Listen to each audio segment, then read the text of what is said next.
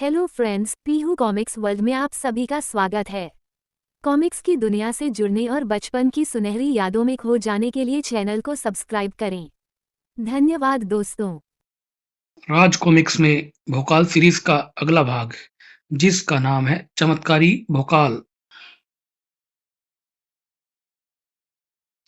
परीलोक यानी स्वर्ग की तरह एक सुंदर लोक, जहाँ की धरती होती है बादलों समान, चारों तरफ खिले होते हैं फूल और वातावरण में उड़ती है सुगंधित हवा के साथ उड़ते रहते हैं परी व प्रे। किंतु यह कैसा परिलोक, जहाँ की धरती है दलदल जैसी, वातावरण में उड़ती बदबू के साथ उड़ते भयावह से लोथड़े, परी एवं प्रभु की सड़ती लाशें। यह तो नर्क से भी घृणित लोक है। कोई जीवित प्राणी यहाँ हो संभव ही सी बात लगती है ये, किंतु इस गुफा से निकलते यह सबर तो बता रहे हैं यहाँ एक से ज्यादा इंसान मौजूद है। मुझे यह तो बताइए कि आपने ऐसा क्यों किया। अवश्य बताएंगे, सुनो। महाबली भोकाल, तुरीन कपाला और महागुरु भोकाल की आत्मा, मैंने तुम्हें पृथ्वीलोक पर भेजा था, इसलिए कि तुम वहां अपनी माँ को खोज सको और फिर वापस यहाँ आकर उजड़ चुके परिलोक को दोबारा बसाओ। तुम्हारी माँ को दरिंदे फुचांग ने मार डाला। उसके बाद तुम्हारा फर्ज बनता था कि तुम यहाँ वापस लौट आते, किंतु तुम फिर भी वहीं टिके रहे। तुम्हारी जिंदगी मौत पर मेरा हक है, परिलोक का हक है, इसलिए मैं तुम्हें अग्नि से बचाकर यहाँ ले आया हूँ। चमत्कारी भोकाल, लेखक है जिसके संजय गुप्ता जी। आप ठीक कह रहे हैं महागुरु, मैं वाकई अपनी राह से भटक गया था। महागुरु की आत्मा ने कहना शुरू किया, पुत्र, तुम्हारे परिलोक छोड़ जाने के पश्चात यहाँ बची या तो लाशें या बचे हुए थोड़े से घायल परी व परे जो समय रहते राक्षस राज बोझ व बरकम के आक्रमण के दौरान छिप गए थे, किंतु उनकी बदनसीबी थी कि परिलोक पर कब्जा करने के लिए परिलोक में पहुंच गए तीन शक्तिशाली शैतान। परिलोक पर अब राज करेगा सम्राट कचरा। ऐसा लोक चाहिए मुझे जहां वो सिर्फ कचरा यानी गंदगी। अब यहाँ की सारी बादलों की धरती को दलदल बनाऊंगा, क्योंकि मैं केवल दलदल में ही रहता हूँ। परिलोक की सारी सुंदरता चूस जाऊंगा मैं अब।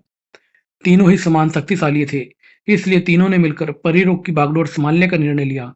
परिलोक पर राज करेंगे अब तीन सम्राट, मैला, चोर बालू और सम्राट कचरा। परी एवं परों को तीनों ने बंदी बना लिया। तुम हमारे मनोरंजन के काम आओगे अब। एक गुप्त जगह उन्हें कैद कर दिया गया। उसके बाद परिलोक में उन तीनों शैतानों ने अपनी गंदगी का खेल खेला। जाऊरी मेरी कीड़ा फौज, सड़ा दो इन लाशों को। असंख्य कीड़े उन लाशों की तरफ बढ़ चले। कुछ पलों बाद सारे परिलोक में फैली लाशें सड़ने लगी। उन पर गीज बिजाने लगे हजारों लाखों कीड़े। हा हा, मैला को बहुत पसंद है सड़न और सड़ांध। परिलोक में पहली बार प्रवेश हुआ था कीड़ों का, वरना लाशें कभी ना सड़ती थी वहां। चोर बालू ने बादलों की उस खूबसूरत धरती पर फैला दी कीचड़ ही कीचड़। चोर बालू स्वच्छता में रह ही नहीं सकता है। यह कीचड़ और दलदल मुझे बहुत सुहाती है। परिलोक नहीं छोड़ा था शैतानों ने। वाह, क्या आनंद आता है इस कीचड़ में खेलकर मुझे। कचरा ने इतना कूड़ा करकट उड़ाया स्वच्छ सुगंधित वातावरण में कि वहां की वायु में सांस लेना तक दूभर हो चुका था। हा हा, मेरे इस झोले में कचरा कभी समाप्त नहीं होता है। सुंदर भव्य महलनुमा इमारतें ढक दी गई ऐसी तेजाबी गंदगी से जो उन इमारतों को खाने लगी थी। हाँ, अब कुछ रहने लायक वातावरण बना है। इसी तरह तीनों ने बर्बाद कर दिया पूरे परिलोक को। यह है परिलोक की तबाही की दास्तान। अब तुम्हें परिलोक को फिर से सुंदर स्वच्छ बनाना है, उसका पुनर्सृजन करना है, फिर से परियों एवं परे यहाँ विचरे इस लायक बनाना है। मैं यह काम अवश्य करूंगा महागुरु। लो, तो लो, यह तिलिस्मी सुराही, इसके अंदर परिलोक की सारी गंदगी समेट लो। सुराही लेकर भोकाल, तुरीन व कपाला चल दिए परिलोक की गंदगी मिटाने के लिए। साथ साथ भोकाल को अद्भुत रहस्यों से पर्दे भी उठाने थे। हे महागुरु, मुझे वह शक्ति दो जिससे कि मैं अपने मकसद में कामयाब हो सकूं। वह सूरत तो हूबहू महागुरु भोकाल से मिलती जुलती है। हे प्रभु, यह क्या रहस्य है। 13 साल गुजर गए, मैंने उसके इंतजार में, अब मौका आया है तो चूकेगा नहीं ध्रुव काल। एक रहस्य यह भी, अब समय आ गया है जबकि मैं वे शक्ति पर प्राप्त कर सकूंगी। एक रहस्यमयी आकांक्षा यह भी है, परिलोक पर अब मैं ही राज करूंगा। कौन है ये जिनका जिक्र महागुरु ने भी नहीं किया था। करकट महल में बैठा कचरा, मैला और चोर बालू आज तनिक बेचैन नजर आ रहे थे। वह वापस आ गया है। तो फिर क्या हुआ? वह पूरे परीलोक का सबसे शक्तिशाली पुरा है और अब वह परीलोक की सफाई में जुट गया है, यानी हमारी तबाही में। अब हमारा क्या होगा? बेफिक्र रहो, दर्जन कब काम आएंगे। हाँ, दर्जन के रहते वह हमारी शांति नहीं लूट सकता है। दर्जन का नाम आते ही तीनों के नेत्र चमक उठे थे। अपनी फुर्ती प्रदर्शित करता चोर बालू उठ खड़ा हुआ। तो पहले मैं जानवरी को बुलाता हूँ। भोकाल की सुराही का मुख जिस तरह को होता, उधर की गंदगी, कचरा, कूड़ा, मैला, कीचड़, दलदल सब उसमें समा जाते। भोकाल, यह सुराही तो कमाल की है। इतनी गंदगी समेटने के बाद भी यह भरी नहीं है। तुरीन, यह जादुई सुराही है। अभी तो इसमें पूरे परिलों की गंदगी को समेटना हमें। इस काम में अभी बहुत समय लगना था और इससे पहले वह तूफान आ पहुंचा, अपने विशाल पंख फड़फड़ाता हुआ। उसके आंखों की फड़फड़ाहट से उड़ते तूफान से दोनों की कदम धरती से उड़ गए थे। ओह! आह! इस तूफान का सामना करने के लिए अब जरूरी था महाबली के रूप में आना। चीख उठा वह प्रलंकारी सब महाबली भोकाल। देखते ही देखते भोकाल का शरीर परिवर्तित होने लगा था। महाबली भोकाल ने जमाए कदम। धरती पर उतरा वह तूफान। दुश्मन को दुश्मन का सलाम। बंदे का जानवरी नाम है। परीलोक में कहां से आया तू? मुझसे क्या चाहता है? मालिक, चोर बालू का गुलाम हूं मैं और तेरी मौत चाहता हूं। आक्रमण कर दिया। जानवरी ने सुराही तुरीन को थमा। भोकाल भी आक्रमण के लिए तैयार हुआ। इसका मतलब चोर बालू तक मेरे यहाँ पहुंचने की खबर पहुंच चुकी है। जानवरी ने अपनी दगाबाजी का शानदार प्रदर्शन किया। अब इन गधाओं के वार से तेरी खोपड़ी खोलूंगा मैं। भोकाल ने भी तलवारबाजी के सुंदर प्रदर्शन से जवाब दिया। महागुरु भोकाल की इस दिव्य तलवार के रहते तू कुछ नहीं कर सकता है। जानवरी ने प्रहार किया। गाल बजाना छोड़ और ले बचकर दिखा इस फौलादी गधा से। फौलादी गधा कह रहा है तू जिसे, मुझे तो वह कागज की प्रतीत हो रही है। जानवरी ने दूसरी गुदा घुमाई। लो, यह तिनके के समान कट गई, किंतु अगले ही पल वह संभल ही गया और उसके हाथों में नजर आने लगी थी दो और गदाएं। बंदे को भी जिद है कि मारूंगा तुझे अपनी गदाओं से ही। जानवरी ने उसकी तरफ दोनों गदाएं उछाल फेंकी। मालिक, चोर बालू का हुक्म बंदा पूरा करके दिखाएगा। दो गदाएं फिर प्रकट हो गई उसके हाथों में। भोकाल, तुझे तो अब मरना ही होगा। इन गदाओं को भी उसने भोकाल की तरफ उछाल दिया। फिर वह गदा पर गदा फेंकता चला गया। तेरे लिए मुझे मारना असंभव है। कुछ क्षण पश्चात वहां एक पहाड़ खड़ा हो गया था, जहां कुछ क्षण पहले भोकाल खड़ा था। यह क्या किया तूने शैतान? हा हा! बंदे का नाम जानवरी है, नाम दुश्मन का कर दिया काम तमाम। अत्यंत क्रोधवश फुकारी तुरीन, किंतु अब तू परारा से नहीं बच सकता है। परारा की प्रलंकारी प्रहार किरण उड़ चली, परंतु जानवरी ने तुरंत फैलाए अपने शक्तिशाली पंख। उन्हें जोर से हिलाने लगा। देखते हैं, एक बार फिर उड़ा भयंकर तूफान। पंखों के तूफान ने किरणों का रुख मोड़ दिया। परारा के प्रहार से बच गया जानवरी। एक बार फिर तुरीन के पांव उखड़ गए धरती से। कीचड़ में गिरी वह तो जानवरी के ठटाकों ने उसे हिलाकर रख दिया। अब देखियो हसीना, मैं तुझे कैसे रोंदूंगा। यदि वह भयंकर शोर तभी ना उठ खड़ा होता।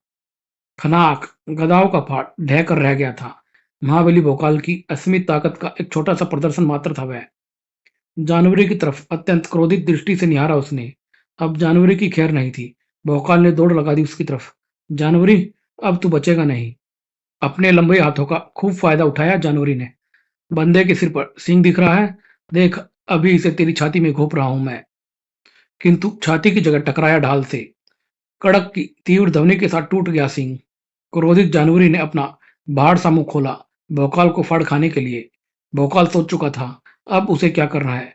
खच खचाक उफ आग की तेज आवाज गूंजी, क्योंकि भोकाल की तलवार के दो वारों ने काट डाले थे जानवरी के दोनों हाथ, फिर दोनों पांव। अब यह पैर किसी को रोंदने लायक नहीं रहेंगे। जानवरी गिरा। जानवरी और गिरते ही हो गया गायब। कुछ क्षण रुका भोकाल, फिर पलटा वह तुरीन की ओर। अब उसे कीचड़ से निकालना सर्वप्रथम कार्य था उसका। करकट महल में उस वक्त तूफान उठा खड़ा था। सम्राट कचरा ने जानवरी को मार डाला उसने। मैंने तो पहले ही कहा था वह परीलोक का सबसे ताकतवर परा है। तुम दोनों शांत नहीं रह सकते क्या? युद्ध में जीत हार तो होती ही है। दर्जन सेना के 11 वीर हैं हमारे पास, फिर वह हम तीनों में से किसी का मुकाबला ना कर सकेगा। ठीक कहते हो तुम। मैं फुरारी को भेजता हूँ। फुरारी वह तूफान है जिसके आगे वह हरगिज नहीं टिक पाएगा। इमारत को संभाले खड़ा एक एक खंभा बुरी तरह से हिला। इमारत की छत का एक बड़ा हिस्सा गिरा और उसी के साथ एक चीख गूंज उठी थी वहां। चीख इमारत के बाहर सफाई अभियान में लगे भोकाल व तुरीन के कानों तक पहुंची। तुरीन, तुमने सुना? यह किसी की चीख की आवाज थी ना? हाँ, किसी एक स्त्री की चीख है ये। दोनों ने तेज कदम इमारत की तरफ बढ़ाए। मलबे के नीचे दबी हुई एक बेहद खूबसूरत परी। उफ, ये क्या है? एक क्षण भी व्यर्थ न किया उसने मलबे को हटाने में। सुराही में समाने लगा था मलबा।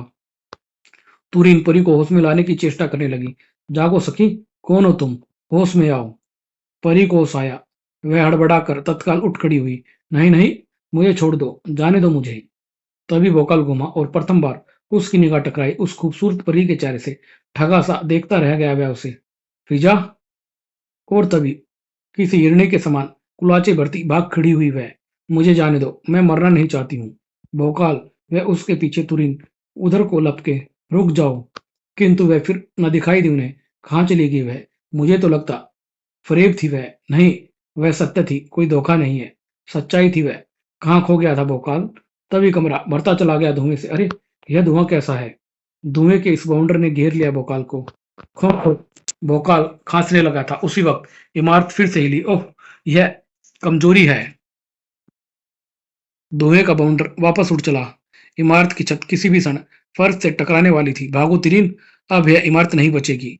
उनके बाहर निकलते ही इमारत ध्वस्त हो गई थी। तुम ठीक तो हो ना भोकाल? हाँ, अब ठीक हूं। ना जाने क्या हो गया था, तभी पीछे पलटना पड़ा उन्हें। उफ, देखते ही देखते पूरी इमारत ढह चुकी थी। कोरोई होता तो वह दृश्य देखकर उसकी हृदय गति रुक जाती। किंतु वे थे भोकाल व तुरीन। उस बला के ताकतवर राक्षस को देख दुगने जोर से कमर कसकर तैयार हो गए थे। फरारी को सामने देख अच्छे अच्छों के पैर जड़ हो जाते हैं।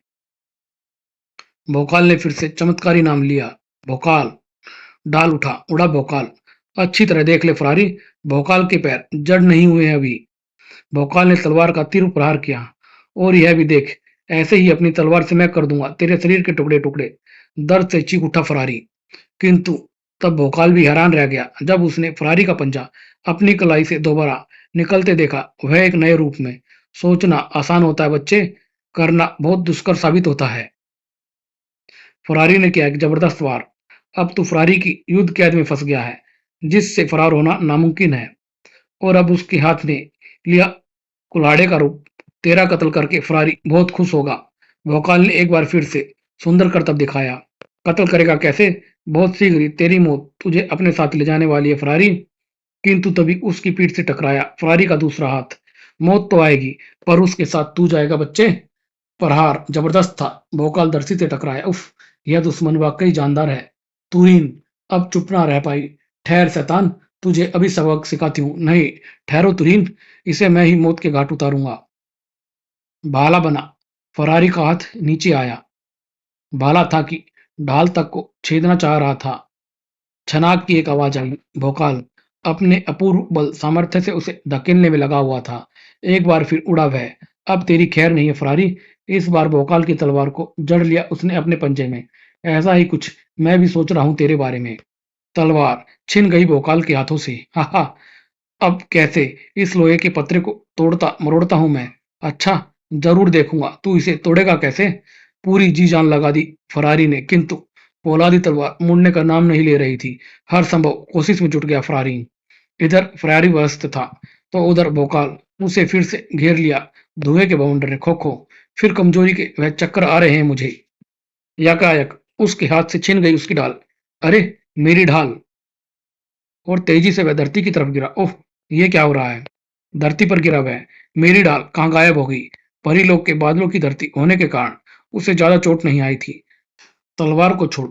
फरारी ने अपने हथौड़े जैसे हाथ का निशाना बनाया भोकाल को। दाड़ की एक आवाज होगी और तेरा खेल खत्म होगा।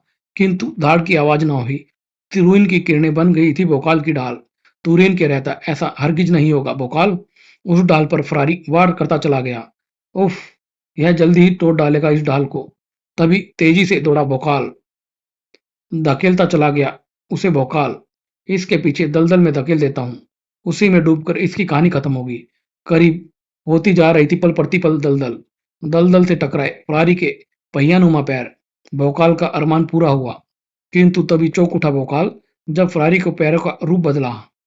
दलदल से तुरंत बाहर निकला वह। हा हा, मूर्ख बच्चे, अब देख, मैं तुझे इन्हीं पैरों से खिल-खिल कर दूँगा। उफ़! क्या बला है यह?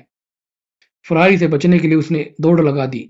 धरती पर पड़ी भोकाल की तलवार यकायक उठने लगी। किरणों के चमकते शिकंजे में फंसी तलवार तेज गति से उड़ी और भागते आते फरारी की गर्दन में पेवस्त हो गई थी वो तलवार। कुछ ही पड़ों में तड़प-तड़प कर जान दे बैठा फरारी। आश्चर्यचकित भोकाल ने पलट कर देखा फरारी के कातिल को। "तुरीन, तुमने किया यह?" इस युद्ध में जीत तो उनकी हुई, किंतु भोकाल ने अपनी ढाल खो दी थी। "तुरीन, वह धुआँ जाने कैसा था? मुझे तो कमज़ोर किया ही उसने, साथ ही मेरी ढाल भी छीन कर ले गया है। इसके लिए हमें महागुरु के पास चलना चाहिए अभी।" करकट महल में गूंज रही थी चोर बालू की करारी आवाज़। "मिर्चा, मिर्चा ही करेगा अब इन दोनों का खात्मा।" प्रिय पाठकों, यह थी भोकाल की नई चमत्कारी श्रृंखला। इसमें आपको भोकाल की प्रस्तुति कैसे लगी? अपने अमूल्य सुझाव अति शीघ्र भेजें, क्योंकि महागुरु भोकाल पर काम जारी है। इस चित्र कथा में कुछ सवाल जैसे: क्या हुआ उस भोकाल से? मिर्चा टकराया? कौन था ध्रुमकाल? भोकाल को कमजोर करके उसकी ढाल ले जाने वाला धुआं क्या था? कौन थी वह खूबसूरत परी फिजा जिसे देख बोचका रह गया था भोकाल? महागुरु भोकाल ने भोकाल के लिए क्या किया? इस सब का जवाब आपको मिलेगा महागुरु भोकाल में, जिसके लिए चैनल को सब्सक्राइब करें। धन्यवाद दोस्तों।